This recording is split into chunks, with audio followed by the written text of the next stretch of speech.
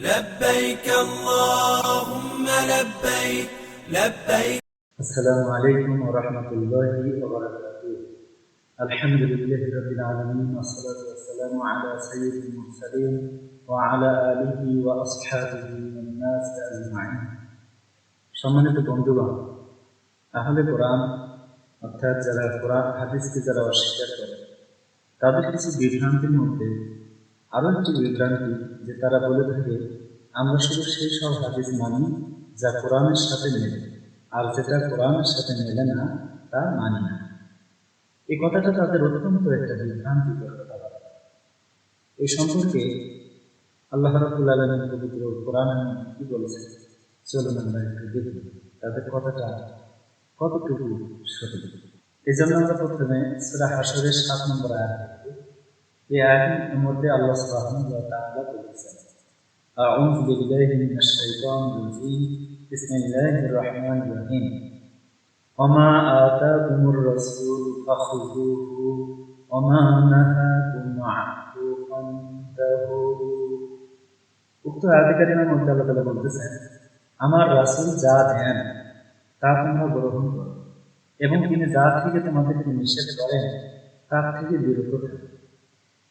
এই আয়াতে কোনো সীমাবদ্ধ নেই যে যা কোরআনের সাথে মিলে তবেই গ্রহণ করো, বরং রাসূল সাল্লাল্লাহু আলাইহি ওয়াসাল্লাম যেটা দেন সেটাই গ্রহণ করার নির্দেশ আল্লাহ সুবহানাহু ওয়া তাআলা দিয়েছেন।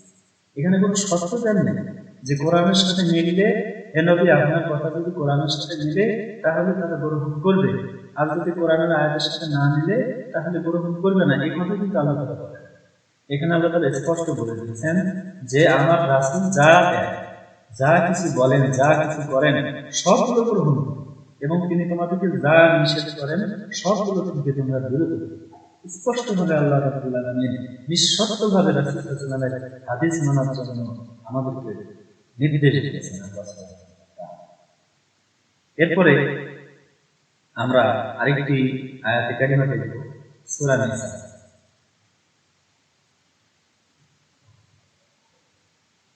সূরা নিসা ৮০ নম্বর আয়াত।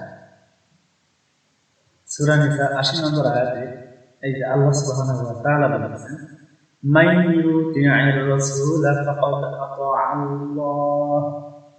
আল্লাহ তাআলা স্পষ্টভাবে বলেছেন যে রাসূলের আনুগত্য করে সে অবশ্যই আল্লাহ তাআলার আনুগত্য করে। সুবহানাল্লাহ।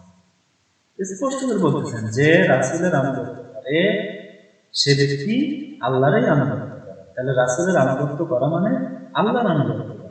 রাসূল সাল্লাল্লাহু আলাইহি ওয়াসাল্লাম যা নির্দেশ দিবেন সেগুলোর আনুগত্য করা, তিনি যা নিষেধ করবেন সেগুলোর আনুগত্য করা। স্পষ্টভাবে আল্লাহ তাআলা বলেছেন এখানে কোনো শর্ত আরোপ করেন যে রাসূল তোমাদেরকে এই বিষয়ে যদি বলে তাহলে মানবে, আর যদি না বলে তাহলে সেগুলো মানবে। এইভাবে বলা হয়েছে।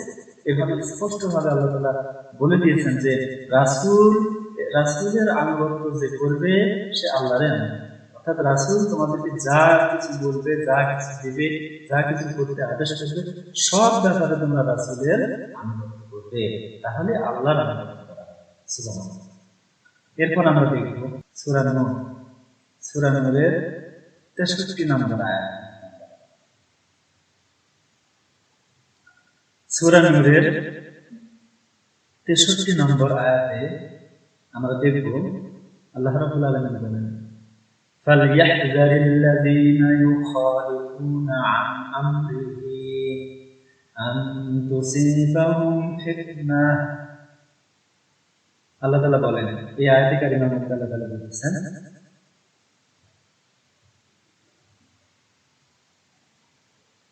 মহান আল্লাহ তাআলা সূরা নূরের ৬৩ নম্বর আয়াতের মধ্যে বলেন, ফালইয়াহযারিল্লাযীনা ইউখালিফুনা আন আমরিহি আন তুসিবাহুম ফিতনাতুন আও ইউসিবাহুম আযাবুন আলীম। উক্ত আয়াতের মধ্যে আল্লাহ তাআলা বলেন, যারা রাসূলের আদেশের বিরুদ্ধে যায় তারা যেন সতর্ক থাকে যাতে তাদেরকে কোনো ফিতনা বা যন্ত্রণাদায়ক শাস্তি গ্রাস না করে।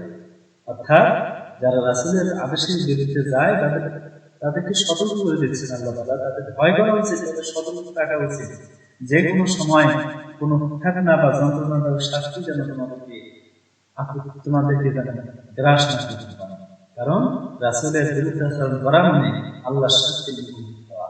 রাসূলের আদেশের বিরোধিতা করা মানে ফিতনার মধ্যে মসজিদ হয়ে যায়। স্পষ্টভাবে আল্লাহ সুবহানাহু ওয়া তাআলা এখানে রাসূলের আনুগত্য করতে বলেছেন, রাসূলের হুকুম আহ্বানগুলো মানতে বলেছেন, তিনি যা নির্দেশ দেন সেগুলো মানতে বলেছেন, তিনি যা হাদিস বর্ণনা করেন সেগুলো মানতে বলেছেন। রাসূলের নির্দেশ অমান্য করলে কঠিন শাস্তির হুমকি দেওয়া হয়েছে। হাদিস অমান্যকারীদেরকে সরাসরি শাস্তির মুখোমুখি হতে পারে তারা, এই ব্যাপারে আল্লাহ সুবহানাহু ওয়া তাআলা হুমকি দিয়েছেন। চলুন এরপরে আমরা কিছু হাদিস দেখব। এজন্য আমরা দেখব সহিহ আবু দাউদ শরীফ। আবু দাউদ শরীফ 4604 নম্বর হাদিস। এই হাদিসের মধ্যে আল্লাহ রাসূল সাল্লাল্লাহু আলাইহি ওয়াসাল্লাম বলেছেন, আলা ইউশিকু রাজুলুন শাবআনু আলা আরিকাতিহি ইয়াকুলু আলাইকুম বিহাযাল কুরআন ফামা ওয়াজাদতুম ফীহি মিন হালালিন ফাআহিল্লুহু ওয়া মা ওয়াজাদতুম ফীহি মিন হারামিন ফাহাররিমুহু। এখানে আল্লাহ রাসূল স্পষ্টভাবে বলেছেন যে শীঘ্রই এমন একটা সময় আসবে আরাম করে বিছানায় বসে কোনো ব্যক্তি বলবে যে তোমরা কেবল এই কোরআনই মানো, এতে যা হালাল পাবে তা হালাল করো, আর যা হারাম পাবে তা হারাম করো।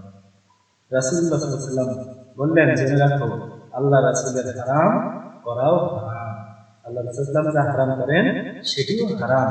শুধু কোরআনে যা হারাম করা হয়েছে তা না, বরং আল্লাহ রাসূল যা বলেন সেটিও হারাম।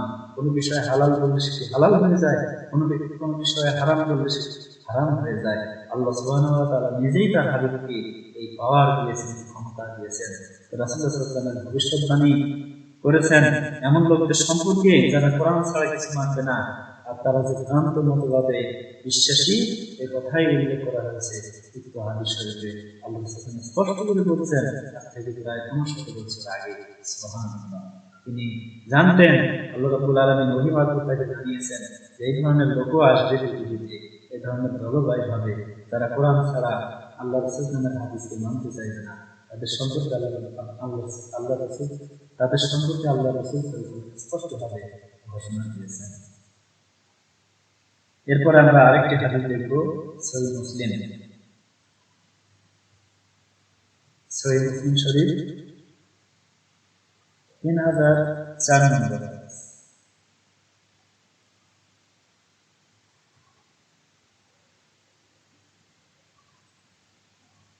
এই হাদিসের মধ্যে বলা হয়েছে, حدثنا حداد بن خالد الأزدي حدثنا حمام عن زيد بن أسلم عن عطاء بن يسار عن أبي سعيد الخدري رضي الله تعالى عنه أن رسول الله صلى الله عليه وسلم قال لا تكتبوا عني ومن كتب عني غير القرآن فليمحه وحدثوا عني ولا حرج ومن كذب علي قال حمام أحسبوه قال متعمدا فليتبوأ مقعده من النار। উক্ত হাদিসে আল্লাহ রাসূল সাল্লাল্লাহু আলাইহি ওয়াসাল্লাম স্পষ্ট করে বললেন যে আমার কাছ থেকে কোরআন ব্যতীত কিছু লেখো না, তবে আমার হাদিস বর্ণনা করতে পারো, তাতে কোনো সমস্যা নেই।